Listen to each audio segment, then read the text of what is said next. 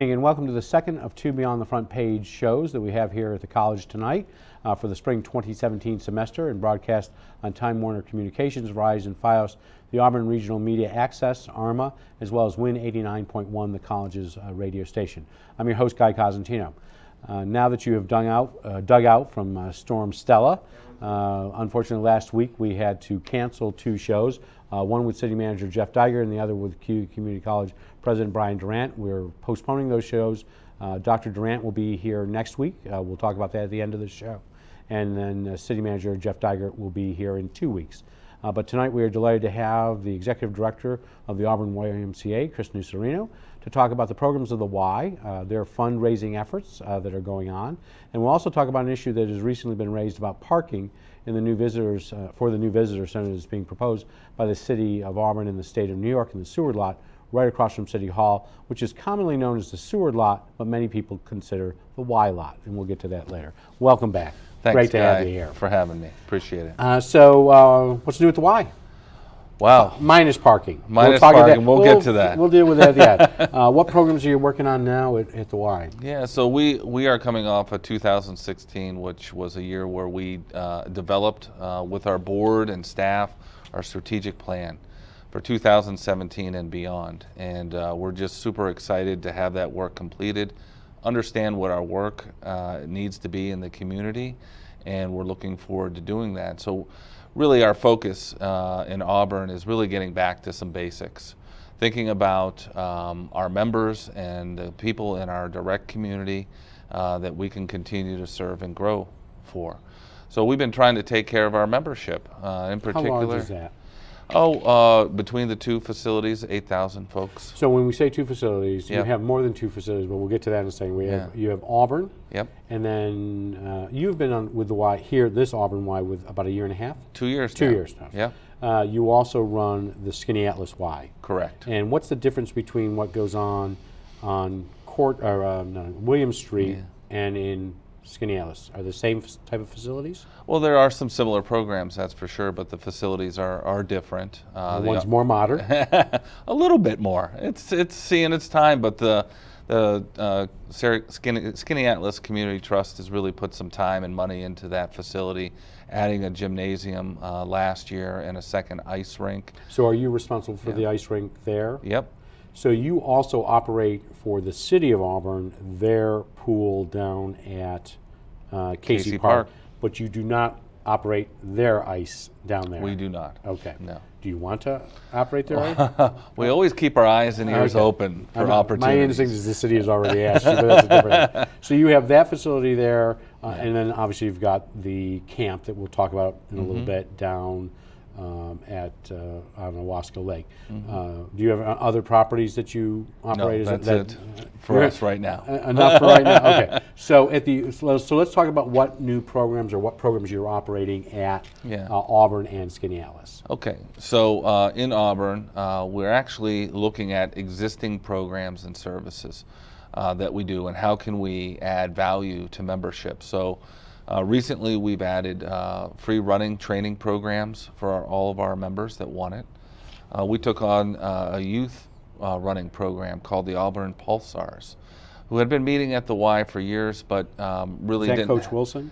Yes. Okay. Al Wilson, who was a track coach for Auburn with the APD for many years. Absolutely. Now if you're a member and you're a kid, you can be in that program at no cost to you and your family.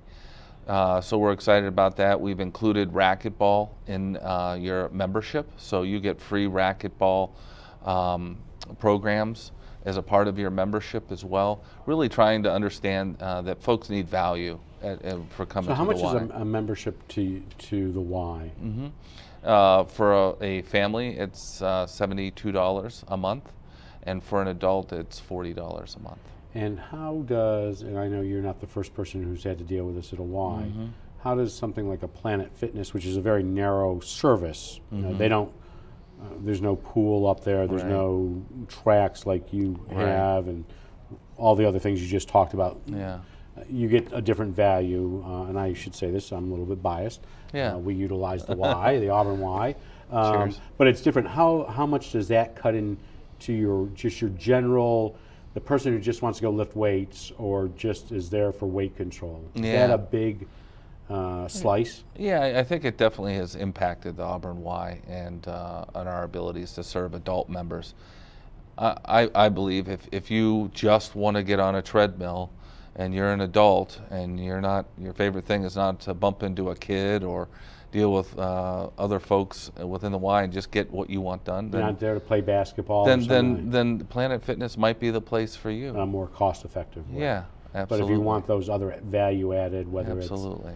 it's kids soccer or kids basketball or a whole slew of other programs, and people can go to your website and find all, because you run programs often from 6 to 8 weeks in cycles. Am I correct on that? That's correct. AuburnYMCA.org, our website, you can find about all of our programs that we offer. And so that's what you're doing in Auburn. What are you doing in Skinny Atlas? Skinny Atlas, just really some exciting times with the expansion over there. Being able to offer for the first time gymnasium programs in our gym, whether it's basketball, pickleball, tournaments. Excuse me, what is pickleball? Oh, pickleball. Sorry. Pickleball is a cross between tennis and ping pong on a badminton court. Yeah, kind of unique and different, but I tell you, How did I think this came off of a summer party that went horribly wrong at some point? Quite possibly it could have, but it is really one of these fast-track sports that is happening for, in particular, baby boomers who want to stay competitive, have that spirit, but maybe don't want to pick up basketball and play with a 20-year-old anymore. Pickleball is a nice, fun, fast racket sport that you can play inside on a gymnasium or outside. So do you organize a lot of team sports? I know there used to be volleyball. Do you we still do volleyball leagues, and we do basketball leagues for kids. And young adults. And adults as well. I shouldn't say young adults, but adults. Yep. Okay. And then, so what is the difference, because I've talked to parents and they are different, what is the swimming facilities? You have the 2 pools at Auburn. You have an Olympic-sized pool where the Stingrays, you still host the Stingrays? Still host. And 10 kids won states this past weekend, so we're going to nationals. So you're for thrilled YMCA about swimming. that. Absolutely. Are the Stingrays the replacement for the Auburn team, or is there an Auburn high school team as well? There is an Auburn high school team, so they they work out of complement each other. Okay. Yeah. And then, so what is the pool facilities at Skinny Atlas for somebody who hasn't been there? Well, they've got a supersized, Olympic-sized pool, 8 lanes, really designed for competition over there. And we do have a swim team over there, the YMCA Lightning. Okay, so it's not the Stingrays over there. It's not. It's just a different name. Okay. You would you ever combine the two? They work with each other. Okay. Absolutely, but we actually worked with they were a rental group a couple years ago, and we said, hey, let's join. We think there's some value there for your folks and being a part of the YMCA, and it's just taken off. We've gone from 35 kids to 80 kids over there, and we got some great leadership at both sites with our coaches. So pretty excited about swim team. Yeah. And then. Obviously, you have the swim program at Casey Park. Will you be operating again this year? We will be operating that again this year, and absolutely. I know the city, I was talking to somebody this morning, the city's putting some more money in to pumps and things down there. Absolutely, to maintain. That is, other than your facility on William Street, that is the sole public pool, though, for the... As far as I am aware of, absolutely, yeah. And then you have, and I'm a big fan of this, having gone through, and the previous guest, Edwin Myers-Hayes, was talking before we even started his show. I know his son through Leadership Huga. He had said that he's in New York. He's with Saatchi and Saatchi. Yes, he still keeps in touch with kids, and he specifically said his Ayahuasca pal. So I said, well, it's odd that the guest that's following you is the head of the Y. Yeah. So people know that you there are 3 properties down there for many years were camps. There's Girl Scout camp, Y in the middle of Camp Rotary, which is the Boy Scouts. You have owned the Y camp. You still operate programs there, but you have expanded into part of Rotary? Yeah, we're actually using both sites the past So what's the 2 difference years. Between the two? Really, we've utilized the Rotary part for day camp, and then the Camp Ayahuasca for resident camp. They do commingle between the 2 sites and all that good stuff, so kids can travel and benefit from both. But and what is the season for camp? Pretty much end of school, the Monday after school ends through the week before school starts. So you go the full summer. Usually about 10 weeks. And is there a particular age? It's usually school age kids, all the way up to teenagers. And we have a junior counselor, a counselor in training pro. Absolutely. Okay. Yeah. And when does our registrations open now? Can you They register? are, absolutely. Okay. Early bird registration goes through the end of this month. And that's a discount? Yeah, on a discount. And that's for both the overnight camp and yes. So overnight camp usually started in the middle of Sunday and ends either Friday night or Saturday morning? Saturday morning. Saturday morning. Yeah. Big fire at the night before. Absolutely. How many young people do you usually have go through those programs? Yeah, we'll have about 150 or so kids at camp each week. Okay. So and nice I know that unfortunately the Girl Scouts have decided through structural changes at the national and regional level, they have talked about selling. Have they sold their camp? Yes, they have. And they did not sell it to you? Not to us, no. Do you know what will be operated there? As I understand, an independent individual purchased that land and is keeping it for family, most likely, from what I understand. Yeah. So the Y's been in the news a little bit over the last couple of months because the city of Auburn in, I want to say, October or November, the mayor and the city clerk, Chuck Mason, were in Albany.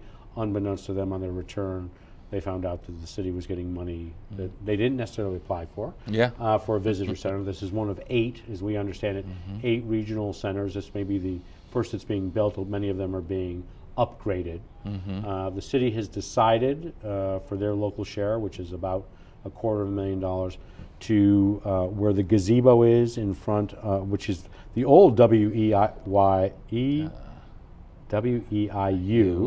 when I was a kid, and I cannot visualize it, but across from the parking lot, they look like they're going to put a visitor center here. They've been very clear. They don't know what the square footage is. They don't know what it'll look like. They've hired a design firm. But the first question that got raised was a lot of people use that parking lot, whether to visit the Seward House, to park for the Auburn Public Theater, and a lot of families utilize it for the Y. So right now, I know you have, as I understand it, having talked to the mayor yesterday, the city has met with the Y, but what is the concern the Y has?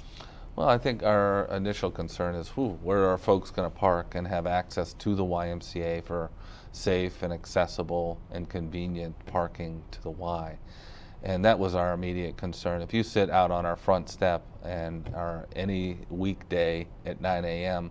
or 8:45 a.m., you'll see families parking in that lot and walking hand in hand with 1, 2, sometimes more children. Because it should be said, you do a UPK program there? Yes. You have a daycare? Yeah, we have about 140 kids that come to the Y every day for either 3PK, which is 3-year-old, the new state, which we're a site. Did you fill up on that pretty quickly? Yes, yeah. Okay. And then our 4-year-old UPK program, which we've been operating for quite some time. So I know the city has contended that one of the changes they will make with this money, and again, there's no budget that, to the best of my knowledge, they've said anywhere from $8 to $12 million. So it'll be interesting to see what the number is. And we'll ask Jeff Dygard in 2 weeks if there's any more to report. Sure. But when the mayor was here 2 weeks ago, they did not have, or 3 weeks ago, they did not have a specific number.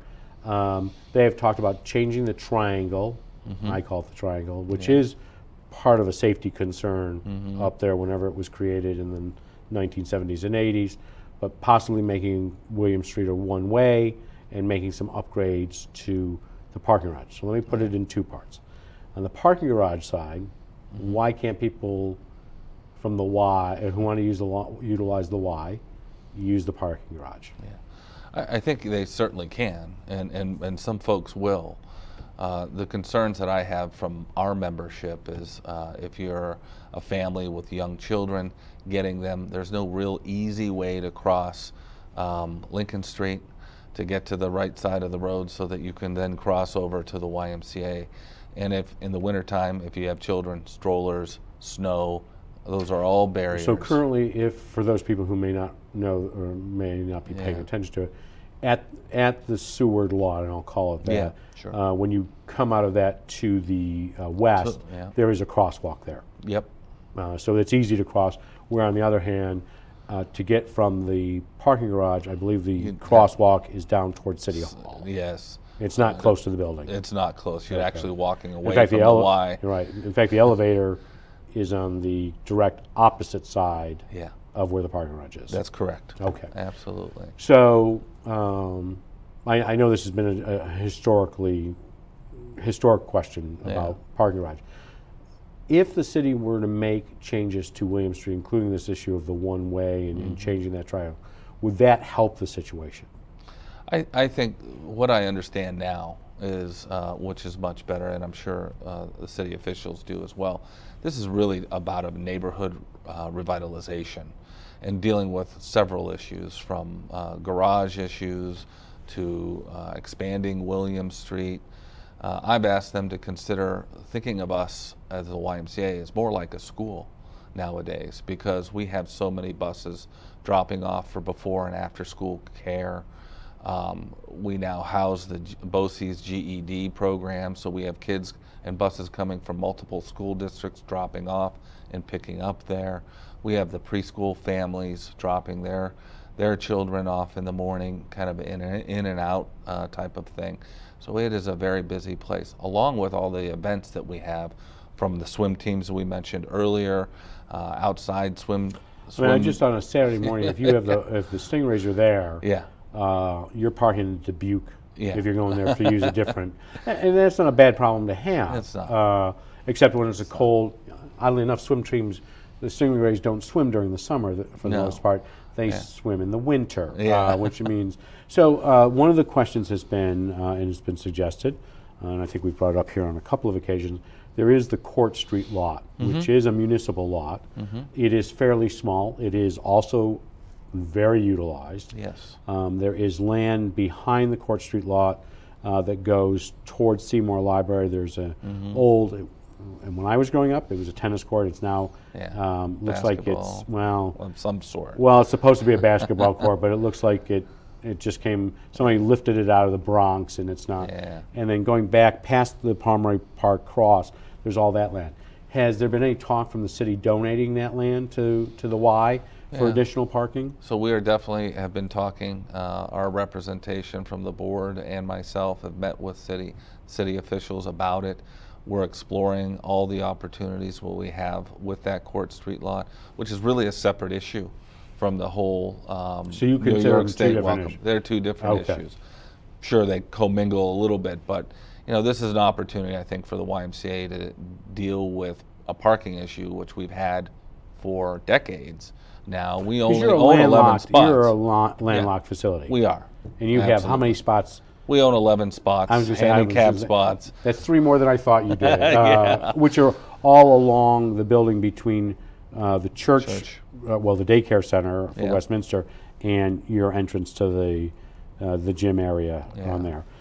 So with that, you had a meeting. The mayor announced yesterday that there was a meeting last week with Y. What was the direct outcome of that? It was an opportunity for us as a stakeholder to meet with the design firm that they've hired and share with them our concerns and our ideas. And they are very open to hearing about that. I think other stakeholders have very similar ideas and concerns as well. And I think the city is on the same page with us as well of the things that we'd like to get addressed. So had the city, I know the initial, I think it was in the Citizen, so I'm taking it as gospel. The initial announcement of the visitor center, they talked to the people at the APT. They don't seem to have talked to the Y or the Seward House.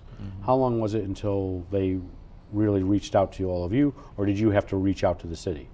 So there was an announcement, I think, near Thanksgiving about it. Chuck Mason reached out to me the Monday after. He's the city clerk. Yeah, he actually beat me to the phone call. Okay. And we set up a meeting immediately, and myself and some board representation went out and tried to figure out what was going on. And and it's new news and not a whole lot of information, but reassurance that they would work with us on that. So do you have any indication whether this visitor center would take the whole lot or a portion of the lot, or are they not there yet? So as I understand it, the design firm has now met with all the stakeholders and going back and going to design something that will hopefully take into consideration our ideas of maybe not, and one of the ideas is maybe not using that entire space for... So maybe a multi-story building. Right, or a smaller building, or a 15,000 square foot building, but maybe not all of the land is designed for green space. Could we carve out 10, 15, 20 spots for folks to continue to park in? But this seems to be, and I know you've only been here 2 years, it does seem like this is about every 10 years there's an issue. 10 years ago, there was thought of utilizing it for a theater there. 20 years ago, 30, I guess it's 30 years ago, there was this issue. They were going to put a hotel there, which they were trying to blend in with the Seward House before it went to its real paint colors, which I'm thinking would have been thrown everybody off at that point. Is this an issue that is going to be ongoing, or do you see this this will be resolved one way or the other with this new design? I think it'll be resolved. I think for the entire neighborhood and for Auburn, I think if we all work together, we'll find a solution. And I think one of the things I learned that was really important is the historical portion of New York State Parks and Rec and Historical. Is there, as I understand it, this is the only project that they're involved with in terms of these 8 locations because of it being downtown near the Seward House. State Historic Preservation Office? Yeah. So they're involved in this project because of they recognize that there's a historical aspect to this as well, and how is it going to fit and look in downtown. And so during the process, you did, your members did sign petitions. How many did you turn over to the city? Well, I didn't count, but there were quite a few. I can tell you there was a stack, and there were letters written, and I think without all the information, we just didn't totally understand the direction, and we're learning more.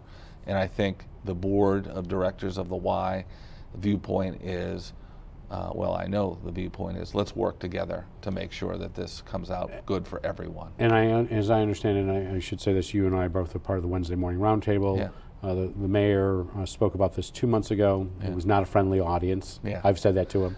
I think I said it here. It was not a friendly. But most of it was because people didn't have information, including the city.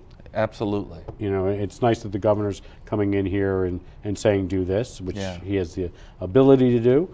And when we had the mayor on a couple weeks ago, first time I've ever heard that the city will have to pay the operating cost after this is all done, and that impacts budgets. Absolutely. With that, the last piece on this, as I understand it, the mayor mentioned there will be mostly a public input session. Is it next week at the Hilton Garden or the Holiday? One of the places. I have not officially heard. Okay, but there is one next week where that. So we would encourage people to pay attention to that. Absolutely. You mentioned you have a board of directors. You are a not-for-profit. How big is your board?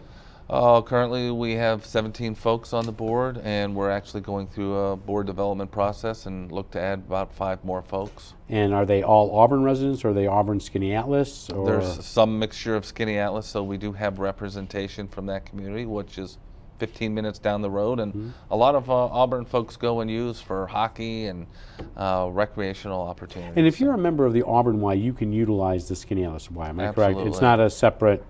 So I ask all that because I know you're in the middle of a fundraising campaign, and I want to make this clear. I had put in the press release, because it was sent to me, I think, from somebody in Fulton, that this is a capital campaign. This is an annual campaign, am I correct? An annual support campaign. And so all United, as I found out, that all United Ways, which solicit very well, are doing this throughout the state of New York, am I correct? Or is it national? The YMCA typically and nationally has really tried to make a movement to do it at this time of the year, so that not only locally but nationally. And you're not competing with United Way campaigns. And so you're trying to raise how much?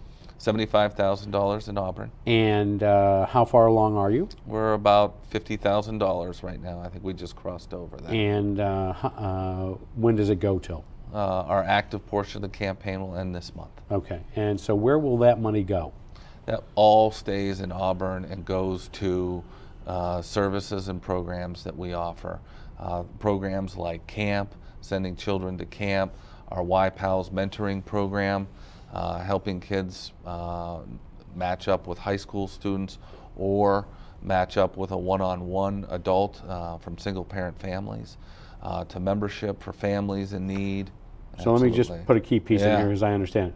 This is to support those who can't afford it. Correct. So these are really, a better word maybe scholarship type thing. So this is really to make sure that you have, and this is something that the Y has been a long-standing. Long-standing, we want everybody and walk believe in the door. everybody. You don't turn away. You don't turn people away. Correct. Okay, so if a family in need wants to participate in a swimming program or something, this $75,000 will go to defray those costs. Am I correct on that? That's correct. Okay. So we give away about $285,000 a year in programs. So this will only services. cover about 1/4 of that. Correct. We're raising $75,000. Yeah. And I only know this because the head of your capital campaign is 3 offices down from me. It's Marie Nellenbeck, who used to be the city treasurer and works here in the finance, runs finance offices here at the college. She is your capital campaign, your campaign chair. She is. So, is there any plans on the horizon for a capital campaign? I say that because you have a building that has been kind of piecemealed over 5 decades. Oh yeah, and absolutely. something's added here, something's tweaked there. Do you have plans? You just said you went through a strategic plan. Yeah.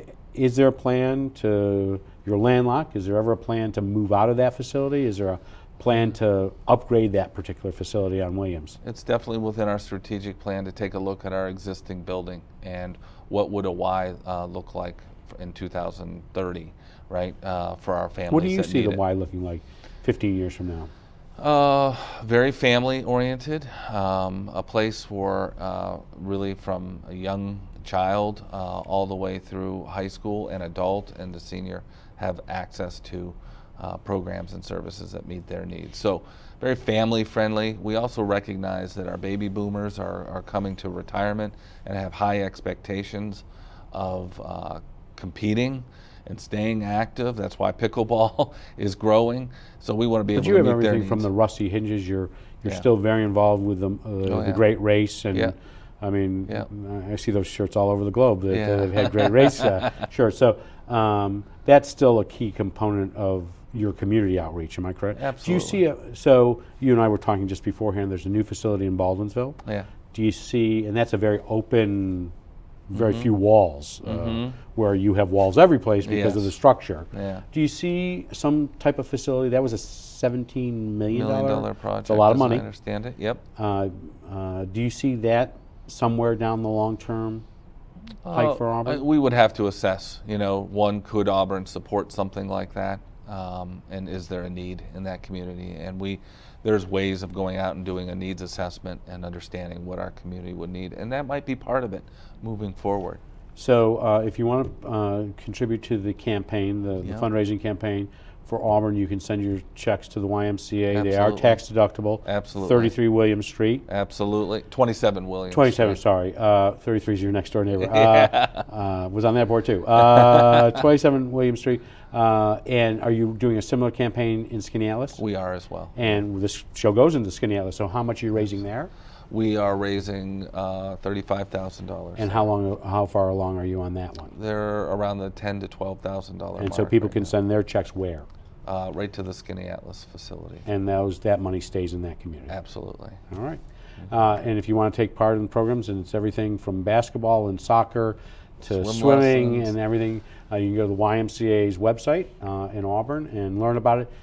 Have a lot of great programs. Do encourage people to learn about camps. Some of my fondest memories are at the Y camps.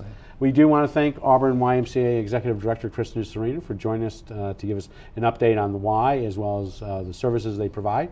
We do encourage you to look at their website if you can help them out. Separate from the normal United Way campaign, please write them a check. They're a great organization and they provide many services to those in need in our community. We'll be back on Tuesday with 2 Beyond the Front Page shows. The first will be on the Women's Rights 19K run with Generations Bank's Menzo Case and Katie McIntyre, who is running in this year's Boston Marathon. She is with Generations Bank, and they'll be talking about what is going on in the 19K. The second show will be with Cayuga Community College President Brian Durant. He'll come in to talk about, give an update on the college, and by that time we'll have a better idea of whether the Excelsior scholarship program, which the governor has proposed for $160 million to give free tuition to students in a specific income level will go through in New York State for 2- and 4-year public schools. Over the next couple of weeks, we will have Inside Government shows featuring Senator John T. Francisco as well as Assemblyman Bob Oakes. City Manager Jeff Dygert will be here in 2 weeks. Congressman John Campo will be here in 4. We'll have our normal budget update from the Auburn Enlarged School District, and then our last show of the season, as always, will be the Auburn School District. On Beyond Auburn School District Forum, and as always on the Beyond the Front page, we'll be hearing from organizations such as the Auburn Education Foundation, the local efforts to Make-A-Wish Foundation, Major Palooza, and Seymour Library, among other topics. We'd like to have your ideas for guests or questions. We do ask our guests the questions you send in. You can do that through cozguytho@aol.com, or you can do it to Beyond the Front page, P.O. Box, Beyond the Front page, 141 Dunning Avenue, Auburn, New York, 13021. I'm Guy Cosentino. We hope you have a good night, have a great tomorrow, and we'll see you back in the studio on Tuesday.